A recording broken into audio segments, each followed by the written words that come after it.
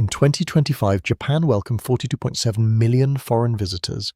That is more human beings than the entire population of Canada crossing into one island nation in a single year. And Japan's response? They tripled their tourist tax. They capped Mount Fuji at 4,000 climbers per day. Kyoto announced it would charge foreigners double the bus fare. The message is loud and clear: please stop coming. But here is the question nobody is asking.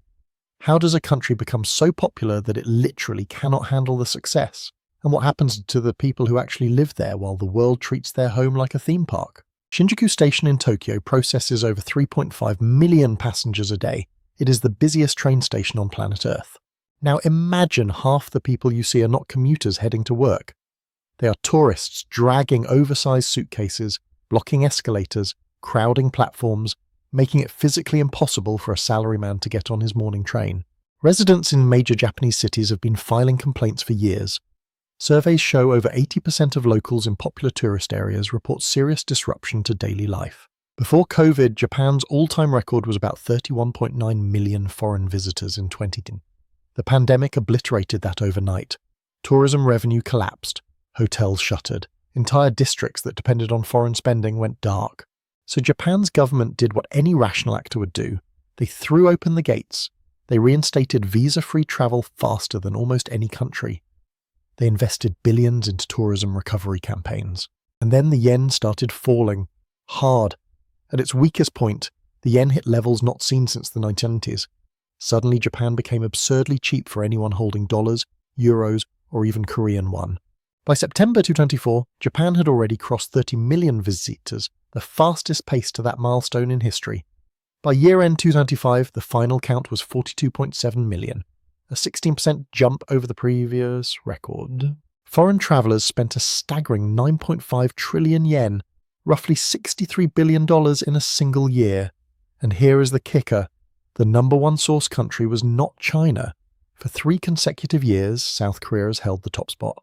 Over 945 million Koreans visited Japan in 2025 alone, almost 1 in 5 South Koreans making the trip. Chinese visitors dropped significantly due to economic headwinds, anti-Japanese sentiment from the Fukushima water release, and government discouragement. In Nara Park, roughly 1,300 deer now roam freely. Before the tourist boom, the population was a fraction of that. Tourists feed them obsessively. The deer have learned to bow because it gets them crackers. It sounds adorable until you realize the ecosystem has been warped beyond recognition by snack-wielding visitors. There is a railway crossing near Enoshima where the main character of Slam Dunk waves to his love interest with the ocean in the background. That single location now draws an estimated 16 million visitors per year. The entire city of Kamakura has a population of 70,000. Let that ratio sink in. 94 tourists for every single resident. The local tram is perpetually packed with tourists. Locals report waiting over an hour just to board. The city has deployed AI cameras, traffic wardens, and even cancelled its Slam Dunk-themed license plates. Japan's most iconic peak became so overcrowded that hikers were literally queuing in a continuous human chain from base to summit. There was no solitude, no contemplation, just a Conga lineup of Volcano. In 2024, authorities imposed a daily cap of 4,000 climbers, introduced a 2,000 yen entry fee, and banned overnight bullet climbing. In 2025, they doubled that fee. The mountain that symbolizes Japan had to put up a velvet rope. Real wages in Japan fell in every single month of 25. That is not a typo. 12 consecutive months of declining purchasing power, driven largely by the same weak yen that makes Japan so attractive to foreigners. While tourists are living like kings on favorable exchange rates, buying everything in sight, locals are watching their cost of living climb while their paychecks shrink in real terms. Hotels that Japanese business travelers used to book are now priced beyond reach. There are reports of regional companies renting small offices on Tokyo's outskirts just so employees have somewhere to sleep during business trips.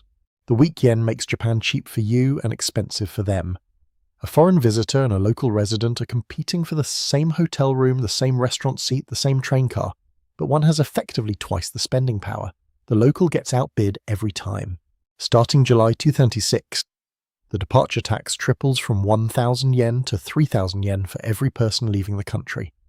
Kyoto implemented a tiered accommodation tax in March 2026, with luxury hotel guests paying up to 10,000 yen per night in tax alone. Hokkaido, Hiroshima, and over 20 other regions have introduced their own lodging levies. The Japan Rail Pass is rising to 53,000 yen for a 7-day pass. Visa fees may jump 5-fold. Kyoto has announced dual pricing on public buses by 2027, charging visitors double. But Japan is not simply punishing tourists. The revenue is being reinvested directly into tourism infrastructure. The strategy is elegant in theory. Raise prices to reduce volume, then use the proceeds to improve quality. Fewer tourists, better experience, sustainable industry. The real solution is dispersal. If you can redirect even 20% of visitors toward lesser-known regions, you ease hotspot pressure while revitalizing rural economies. Japan's regional airport network and dense rail system make this feasible. South Korea received about 60 million visitors in 2025. Japan got nearly triple that. Japan has spent decades building layered tourism infrastructure. K-pop is massive but young. Japan's soft power moat is 50 years deep. Japan did everything right, and the reward is a crisis of success so severe it threatens the very things that made people want to visit. Once a destination loses its soul, no tax break brings it back. Japan is trying to thread an impossible needle, remain desirable while actively discouraging visitors. The cheap Japan era is officially over.